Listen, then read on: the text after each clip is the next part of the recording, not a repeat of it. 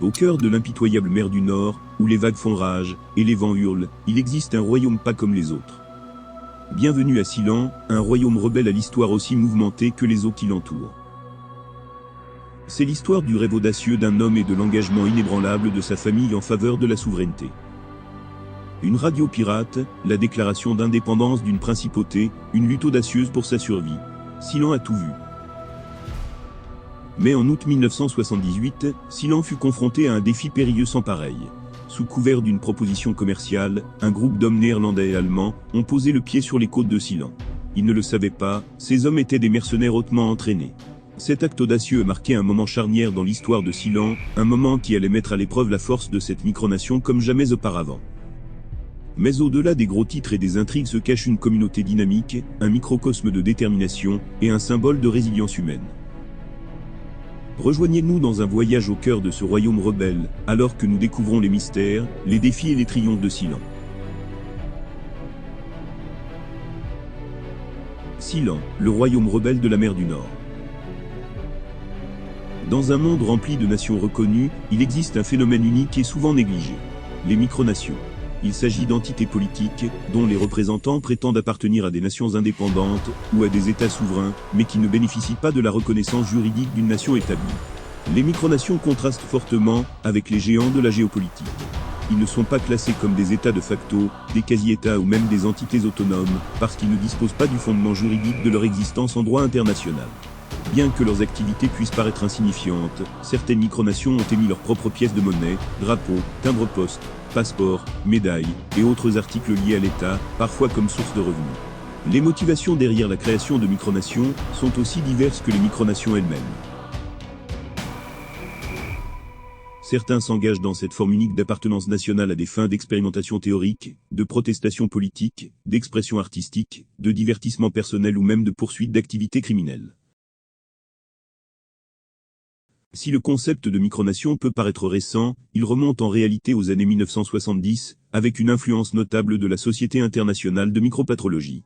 Le micronationalisme a connu une croissance en Australie, dans les années 1970, et un boom des micronations au Japon dans les années 1980. Avec l'émergence du World Wide Web au milieu des années 1990, le micronationalisme a évolué. Il est passé d'un sentiment anti-établissement traditionnellement excentrique à des perspectives plus amateurs. Ce changement a permis l'essor de micronations exclusivement en ligne, ou basées sur la simulation, et a conduit à la formation d'organisations intermicronationales, et de sommets diplomatiques. Mais parmi ces entités uniques, une micronation se démarque, un royaume rebelle au milieu de la mer du Nord connu sous le nom de Principauté de Sealand. Rejoignez-nous pour explorer le monde des micronations, et plonger au cœur de l'histoire captivante de Sealand, le royaume rebelle de la mer du Nord. Bienvenue dans Sealand, le royaume rebelle de la mer du Nord. La souveraineté de Sealand. À la suite de la déclaration d'indépendance de Sealand, la petite micronation a été confrontée à une série de batailles incessantes qui définiront sa lutte pour la souveraineté. À la tête de la charge n'était autre que le prince Michael, un improbable défenseur de ce royaume unique. Le prince Michael a déjoué pas moins de 7 tentatives d'invasion armée, faisant preuve d'une détermination remarquable, et d'un arsenal ingénieux d'armes à feu, de cocktails Molotov, et de projectiles improvisés. À mesure que la renommée de Sealand grandissait, les défis augmentaient également. Le gouvernement britannique avait pris connaissance de l'existence de Sealand, et de son emplacement, à seulement 7 milles de la côte, ce qui avait suscité des inquiétudes. Désireux d'éliminer ce voisin non conventionnel, les autorités britanniques ont chargé l'armée britannique de retirer le prince-roi, et de démolir Sealand.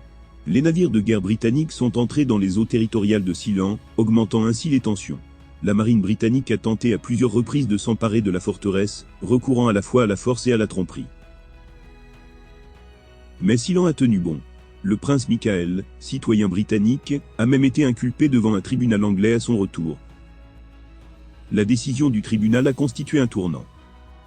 Dans un arrêt historique rendu en novembre 1968, le tribunal s'est déclaré incompétent dans cette affaire, déclarant qu'il ne pouvait pas exercer sa compétence au-delà du territoire national britannique. Cela marquait la première reconnaissance de facto de la souveraineté de Sealand. Des années plus tard, un autre incident s'est produit, lorsqu'un navire s'est aventuré trop près des eaux de Sealand, ce qui a provoqué des tirs de sommation depuis la forteresse. Malgré l'interdiction stricte des armes à feu en Grande-Bretagne, les autorités n'ont pris aucune mesure. Ces incidents ont clairement montré que la Grande-Bretagne considérait Sealand hors de sa juridiction, renforçant ainsi le statut de la principauté, en tant qu'entité unique et indépendante, dans les eaux turbulentes de la mer du Nord. Les batailles pour la souveraineté de Sealand ont mis à l'épreuve la détermination de ses fondateurs, mais elles ont également consolidé sa place en tant que symbole de détermination et d'autonomie. Construire une nouvelle nation. Une fois la déclaration d'indépendance obtenue, le prochain défi était encore plus monumental, construire une nation à part entière. Le 25 septembre 1975, le prince-roi franchit une étape historique en proclamant la constitution de la principauté de Sealand. Ce document fondateur a jeté les bases de la gouvernance de Sealand, ouvrant la voie à sa structure politique et juridique unique. À mesure que l'identité de Sealand s'est épanouie, elle a donné naissance à des trésors nationaux. Un hymne national émouvant a été composé, faisant écho à l'esprit de cette micronation résiliente. Des timbres portant les symboles de Sealand ont trouvé leur chemin entre les mains des collectionneurs, célébrant la riche histoire et la culture dynamique de cette nation non conventionnelle. Mais Sealand est allé au-delà du symbolisme. Elle frappait sa propre monnaie, des pièces d'or et d'argent connues sous le nom de dollar Sealand, ajoutant une touche d'indépendance économique. Et en matière de reconnaissance internationale, la principauté de Sealand a délivré des passeports, symboles tangibles d'appartenance pour ceux qui ont contribué à sa formation et à sa pérennité. Ces passeports n'étaient pas de simples documents, c'étaient des insignes d'honneur, détenus par ceux qui avaient joué un rôle essentiel dans l'élaboration du destin de Sealand. Le voyage d'un fort maritime en temps de guerre à une nation autoproclamée a été marqué par la détermination, l'innovation et un sentiment d'identité qui ont trouvé un écho auprès des habitants et des partisans de Sealand du monde entier. À mesure que Sealand continuait d'évoluer, sa culture et son esprit unique continuaient de croître, ce qui en faisait un phare d'individualité dans un monde dominé par des nations établies.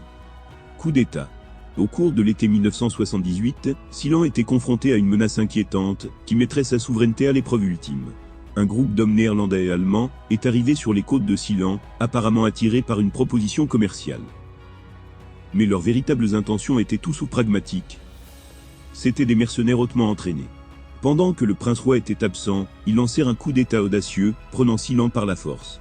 Le prince Michael, héritier du trône de Sealand, fut victime des mercenaires.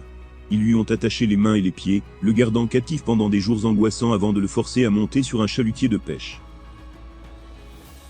Après que le chalutier ait atteint les Pays-Bas, le prince Michael a saisi une opportunité et s'est échappé, déterminé à retrouver son père, le prince-roi. De retour au Royaume-Uni, un plan a été rapidement mis en œuvre, une opération de sauvetage audacieuse baptisée Opération Trident.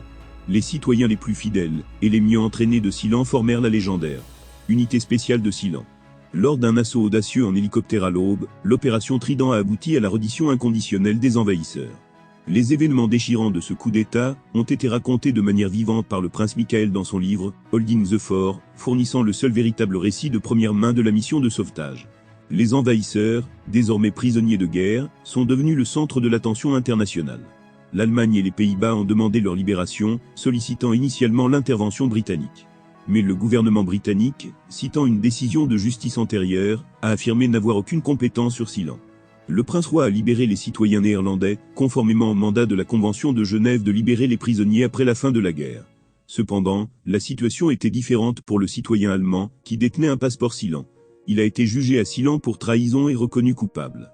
La prison de Sealand, située au pied de la tour nord, est devenue sa résidence temporaire. Dans un acte sans précédent de reconnaissance de facto de la souveraineté de Sealand, l'Allemagne a envoyé un diplomate directement à Sealand par hélicoptère. Le prince-roi, désireux d'éviter une effusion de sang, et reconnaissant que des vies étaient épargnées lors de la contre-attaque, a pris la décision de libérer le citoyen allemand traître. Ce geste diplomatique a souligné la résilience de la souveraineté du Sealand, et a marqué un moment charnière dans son histoire. Le coup d'État avait mis à l'épreuve le courage de Sealand et démontré sa détermination à se présenter comme une nation indépendante et autonome, contre toute attente. Extension des eaux territoriales. À l'automne 1987, un développement maritime important a ouvert la voie à un test critique de la souveraineté de Sealand. Le 1er octobre, la Grande-Bretagne a étendu ses eaux territoriales de 3 à 12 000 marins. Anticipant cette décision, le prince-roi a pris une mesure audacieuse la veille. Il a déclaré l'extension des eaux territoriales de Sealand pour correspondre à celle de la Grande-Bretagne, atteignant 12 000 marins. Cette décision stratégique avait un objectif crucial, garantir que l'emprise de la haute mer vers Sealand ne serait pas bloquée par les eaux revendiquées par les Britanniques. Après tout, Sealand n'était qu'à environ 7000 des côtes britanniques. Curieusement, aucun traité formel n'a été signé entre la Grande-Bretagne et Sealand pour diviser les zones superposées résultant de cette extension. Pourtant, une politique générale de division de la zone entre les deux pays par le milieu a été adoptée de manière informelle, dans le respect des revendications territoriales de chacun. Fondamentalement, le droit international n'autorise pas la revendication de nouvelles terres pendant l'extension des droits maritimes. Cependant, la souveraineté de Seeland était protégée, préservant ainsi son statut. Alors que certains pays auraient pu tenter d'utiliser cette situation pour renverser le droit international et revendiquer tout le territoire d'une nation plus petite et moins reconnue, de telles actions ne se sont pas concrétisées. La Grande-Bretagne n'a fait aucune tentative pour s'emparer de Seeland, et le gouvernement britannique a continué à traiter Seeland comme un État indépendant, respectant sa souveraineté.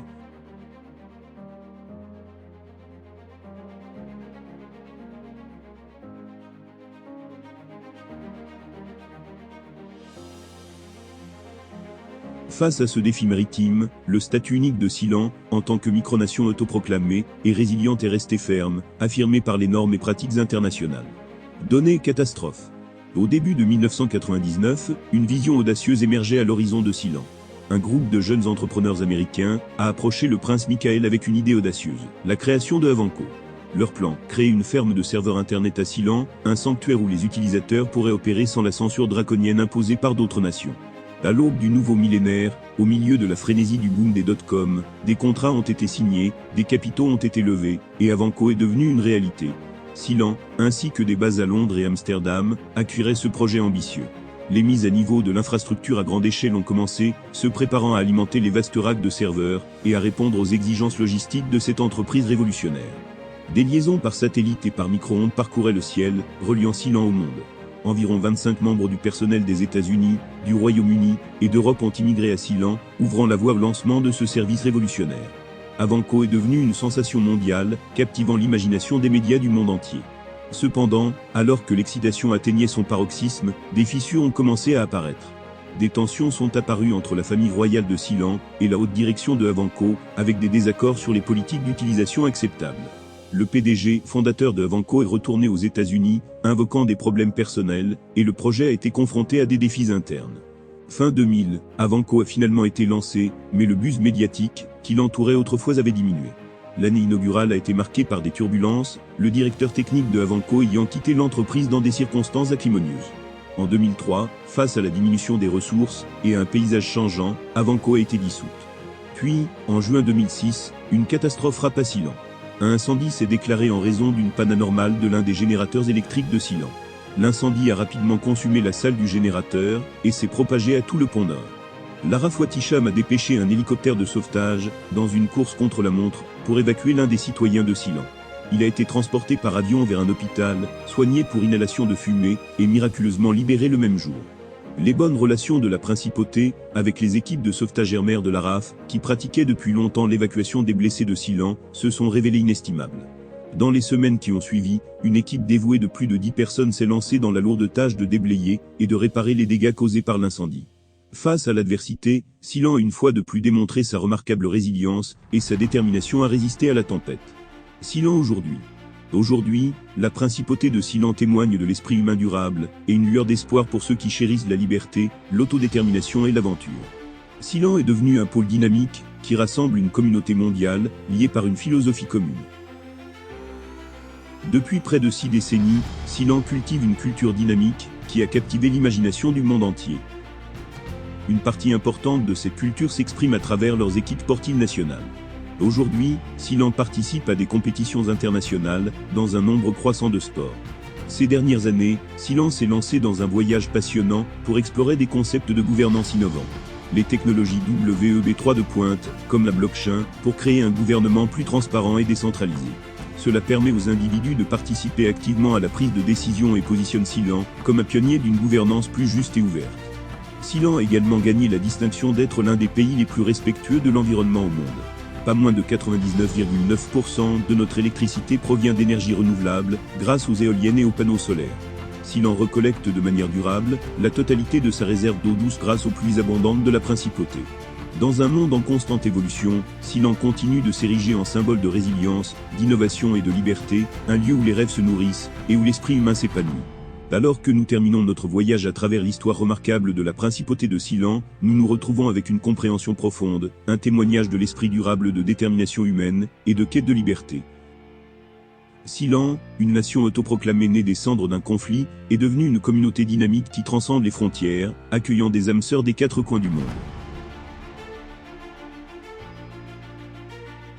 Face à l'adversité, Sealand a tenu bon, a affronté les défis de front, et est devenu un symbole de résilience et d'innovation. Aujourd'hui, Sealand envisage l'avenir à bras ouverts, explorant de nouvelles frontières en matière de gouvernance, de durabilité et de technologie.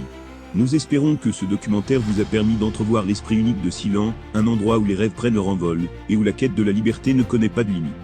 Alors que nous faisons nos adieux à la principauté de Sealand, nous repartons avec un sentiment d'admiration et d'inspiration, nous rappelant que dans la poursuite de nos idéaux, nous pouvons véritablement déplacer des montagnes. Merci de nous avoir rejoints dans ce voyage extraordinaire. Du cœur de Sealand au cœur des gens du monde entier, que l'esprit de liberté et d'aventure continue de prospérer.